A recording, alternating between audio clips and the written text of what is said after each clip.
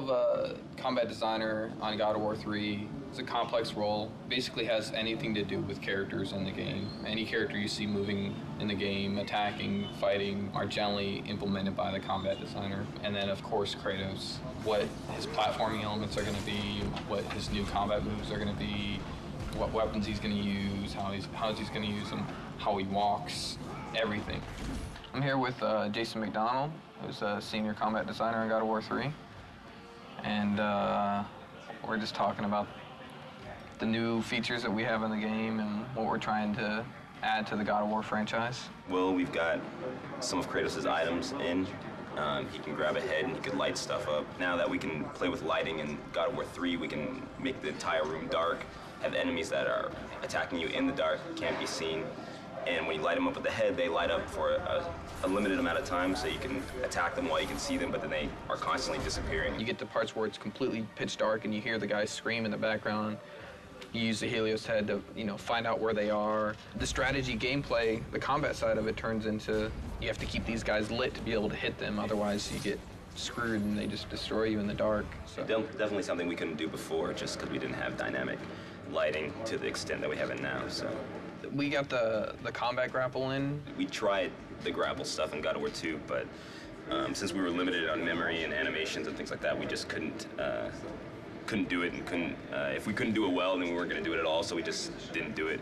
But now we have more space, more memory. Kratos is a very strong character, so when he grapples an enemy, he kind of just charges right in and plows through everybody. So the grapple system is exactly like that. You can launch somebody in the air and you grapple them and you ply yourself right into the air, right into them. If there's a crowd of enemies, you'll ply yourself through all of them.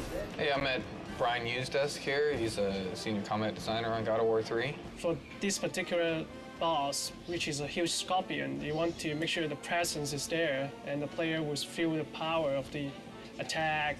Usually for attacks for boss character, you want them to be really recognizable so the player know it's coming, because if the player cannot recognize the move and react in time, they get hit, because it's boss character, you will take a lot of damage.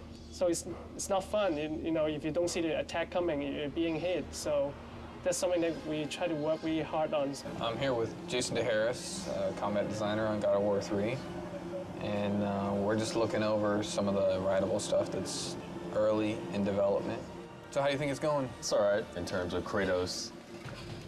He still wants to kill this beast that's in his way to his ultimate goal. So it's not really his friend, so he's not really telling it to attack. He's just trying to kill it, and then the indirectness of that is the Cyclops reacting to his pain, pretty much. But then there's a challenge of making it feel responsive as well. So I guess it's kind of disguising that responsiveness with the pain reaction. So even the pain reaction is really a hit, actually. As you can see, we got a bunch of grunts on screen right now.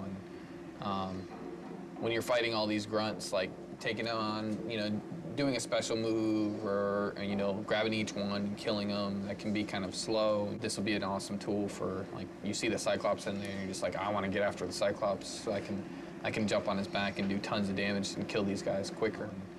But just like any other feature, we have to prove that it's going to be fun and good. And, if it's not, we got to get rid of it, because everything has to be fun.